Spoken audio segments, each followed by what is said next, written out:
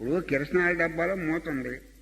మీరు ఆ కిరసనాల డబ్బా ఇంటికాడ పెట్టేసుకుంటారు కూడా, మూత తీయకుండా వాసన అలాగే ఉంటుంది. మూత తీసేసి ఎండలో పెట్టండి 2 రోజులు, వాసన పోతుంది. అలా ఎండ పెడతాడు మిమ్మల్ని అవసరం అయితే గురువు. అది మీ మీద అయిష్టం కాదు, ఇష్టం మీదే. మీ మీద కోపం కాదు, అది ప్రేమే. గురువు కోపం కూడా మన మీద ప్రేమే. అలా మీ మనసుని ఎండబెడతాడు. మీ మనసుని ఎండబెట్టడానికి మీ మీద కోపం కాదు. ఆయన ఎక్కడికైతే తీసుకెళ్లాలనుకున్నాడు అక్కడికి మిమ్మల్ని సమాయత్తం చేయటానికి గురువు చేసే పని. నువ్వు మైండ్ డ్రై అప్ చేస్తాడు.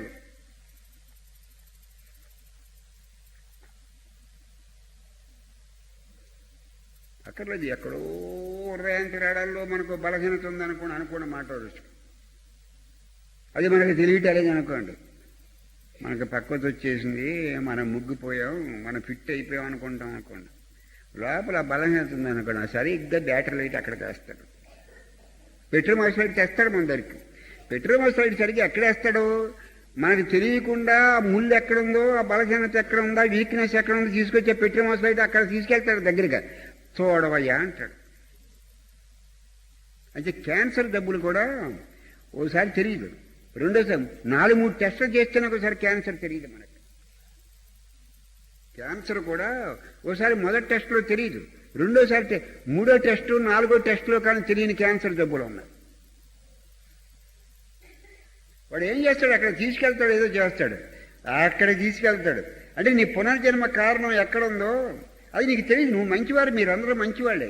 తెలియక మనందరం రైట్ అయిపోయాం, ఫిట్ అయిపోయాం అనుకుంటారు. ఆ బ్యాటరీ, ఆ పెట్రోల్ మోసలైట్ ఎక్కడ తెస్తాడంటే మీకు బయట ఎక్కడైతే ఆ నలుసుందో, ఎక్కడైతే నలుసుందో అక్కడ తీసుకెళ్ళి నీ పునర్జన్మ హేతు ఎక్కడుందో, అక్కడ వ్యక్తి భావన ఎక్కడైతే ఊగిసలాడుతుందో, అహం భావన ఎక్కడైతే ఊగిసలాడుతుందో, ఆ దేహ భావన, ఆ దేహ బుద్ధి, ఆ శవ బుద్ధి ఎక్కడైతే ఊగిసలాడుతుందో, ఆ గ్రంథి ఎక్కడుందో అక్కడ తీసుకెళ్లి పెట్రోల్ మోసలైట్ ఎందుకు వేస్తాడంటే నీ కళ్ళతోటి నీకు చూపించడానికి వేస్తాడు.